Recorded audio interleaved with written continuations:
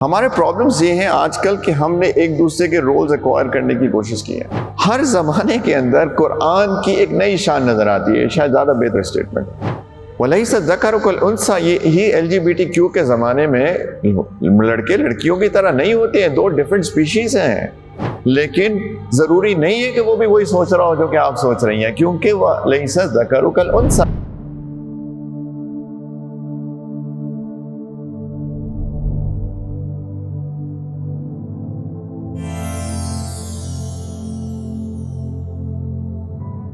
شوہر بیوی supportive rules ہیں۔ ہمارے پرابلمز یہ ہیں آج کل کہ ہم نے ایک دوسرے کے رولز ایکوائر کرنے کی کوشش کی ہے، جبکہ دین ہمیں کہتا ہے کہ آپ کے رولز اور ہیں، آپ کے رولز اور ہیں، اور آپ ایک دوسرے کو سپورٹ کرتے ہیں، رائٹ؟ اگر اور انشاءاللہ ایز اے سیٹ کی تفصیل میں انشاءاللہ آگے جا کے بات کریں گے، لیکن ہسبینڈز کا کام ہے کہ وہ پرووائڈ کریں فیملی کے لیے، وائفز کا کام ہے کہ وہ گھر کا ماحول اچھا بنائیں، بچوں کی اچھی تربیت کریں، یہ سپورٹیو رولز ہیں۔ اور اسلام جو ہے آف کورس ان سب کے لیے سیویئر آیا ہے۔ سب سے پہلے ایک بات جو بہت ضروری ہے کرنے کے لیے، پلیز اگر یہ ہم بہت اچھی طریقے سے بات سمجھ جائیں، مرد بھی اور خواتین بھی، کہ مرد اور عورت ڈیفرنٹ ہیں۔ آگے بات بڑھانے سے پہلے یہ بات بہت ضروری ہے کہ ہم یہ جانیں کہ مرد اور عورت اللہ تعالیٰ نے دو مخلوق بنائی ہیں۔ قرآن میں ہے وَلَيْسَ الذَّكَرُ حافظ صاحب انثیٰ، مرد عورتوں کی طرح نہیں ہوتے، لڑکے لڑکیوں کی طرح نہیں ہوتے۔ قرآن بہت کلیئرٹی کے ساتھ کر رہا ہے۔ کس کانٹیکسٹ میں یہ بات آئی ہے؟ کیوں آئی ہے؟ کس کانٹیکسٹ میں یہ آیت آئی ہے؟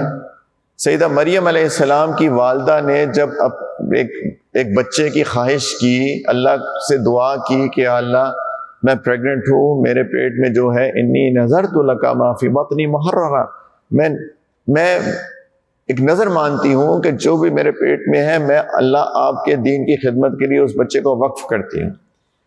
اور ان کی نیت کیا ہے کہ بیٹا پیدا ہو تاکہ مسجد اقصیٰ کی وہ متولی بنے، اس کی خدمت کرے، اور اللہ کی شان کے پیدا ہوتی ہے بیٹی۔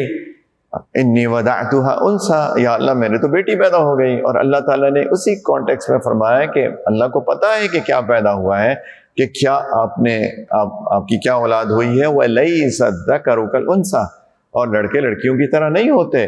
یہ بہت سٹرونگ سٹیٹمنٹ ہے۔ میں تو سوچتا ہوں قرآن کا اعجاز عجیب، یعنی بہت ساری چیزیں جو شاید ہر زمانے کے اندر قرآن کی ایک نئی شان نظر آتی ہے، شاید زیادہ بہتر اسٹیٹمنٹ ہے۔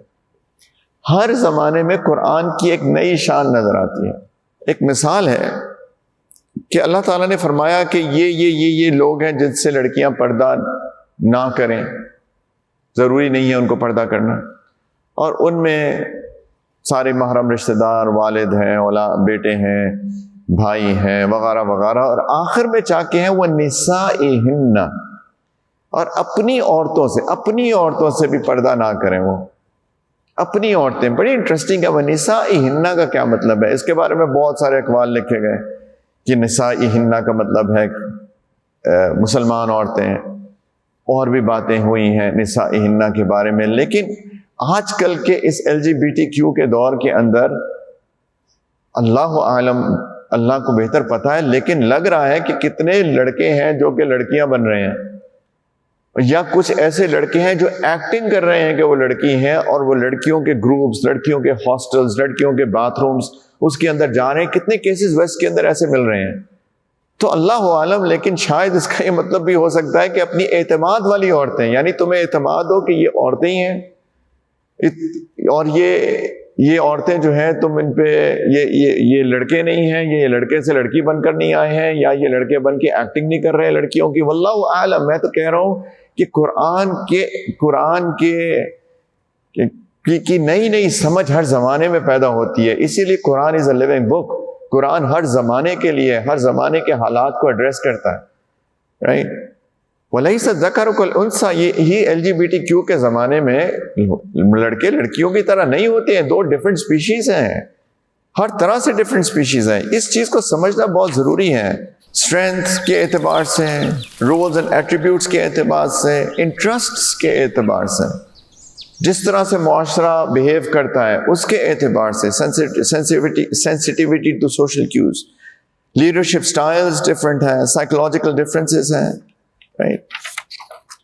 تو اگر ہم اس کو باری باری اس کو اسیس کریں کہ اسٹرینتھ کے اعتبار سے وی آل نو کہ مردوں کو فزیکلی ریلیٹیولی جنرلی، اچھا یہ باتیں یہ عام طور پہ ہیں، ایکسیپشنز ہمیشہ ملتی ہیں، ہم ایکسیپشنز کی بات نہیں کرتے، جب بھی ہم بات کرتے ہیں تو ہم جنیرک بات کرتے ہیں، جو عام ہوتا ہے اس کی بات کرتے ہیں۔ مرد جو ہے ان کا مسل ماس زیادہ ہوتا ہے، ان کا باڈی فیٹ ریلیٹیولی اسپیکنگ عورتوں سے کم ہوتا ہے، بونز ان کی لارجر ہوتی ہیں، ڈینسر ہوتی ہیں، آن این ایوریج مردوں کی ہائٹ خواتین سے زیادہ ہوتی ہیں، ان کی لوور پچ ہوتی ہے، بھاری آواز ہوتی ہے، ورسز خواتین کی جن کی شرل آواز ہوتی ہے ان کی پچ ہائی ہوتی ہے۔ خواتین جو ہیں وہ پری مینسٹرل سنڈروم سے گزرتی ہیں، پولیسسٹک اووری سنڈرومز ہوتی ہیں، پوسٹ پارٹم ڈپریشنز ہوتے ہیں بچے کی پیدائش کے بعد، یہ سب خواتین ان ہارمونل چینجز سے گزرتی ہیں جس کا ان کی موڈ پہ فرق پڑتا ہے۔ یہ مردوں کے ساتھ ایسا نہیں ہوتا ہے، یہ سارے فزیکل ڈفرینسز ہیں۔ یہ میں ایسی باتیں نہیں کر رہا، پلیز یہ ریمائنڈر کے طور پہ ہیں، اس لیے یہ میں باتیں کر رہا ہوں۔ لیٹ می پٹ آپ کے، میں کیوں یہ باتیں کر رہا ہوں، کیونکہ ایک بہت بڑی غلطی یہ ہوتی ہے خواتین و حضرات، ایک بہت بڑی غلطی یہ ہوتی ہے کہ ہم ایزیوم کرتے ہیں کہ میری بیوی وہ کیوں نہیں کر رہی جو میں کر رہا ہوں، میری بیوی وہ کیوں نہیں سوچ رہی جو میں سوچ رہا ہوں، میرا شوہر وہ کیوں نہیں سوچ رہا جو میں سوچ رہی ہوں، اس نے مجھے ایسے کیوں نہیں کیا جبکہ ایسا ہونا چاہیے تھا۔ یہ آپ سوچ رہی ہیں کہ ایسا ہونا چاہیے تھا، یا آپ سوچ رہے ہیں کہ ایسا ہونا چاہیے تھا، لیکن ان ریئلٹی آپ کی سوچ مردوں کے اعتبار سے تو ٹھیک ہے اور آپ کی سوچ خواتین کے اعتبار سے تو ٹھیک ہے، لیکن ضروری نہیں ہے کہ وہ بھی وہی سوچ رہا ہو جو کہ آپ سوچ رہی ہیں، کیونکہ وہ لیس الذکر کالانثی، مرد عورتوں کی طرح نہیں ہے، عورتیں مردوں کی طرح نہیں ہیں، وہ ڈفرینٹ ہیں۔ یہ بہت اہم ہے، کیونکہ جب میں دوسرے پر اپنے آپ کو قیاس کرتا ہوں یا دوسرے پر قیاس کرتا ہوں اپنے آپ کو، یہ بہت بڑا ایشو ہے۔ یہ صرف خواتین مرد کے لیے نہیں ہے، ایون مردوں کے لیے، خواتین کے لیے بھی یہ ٹرو ہے۔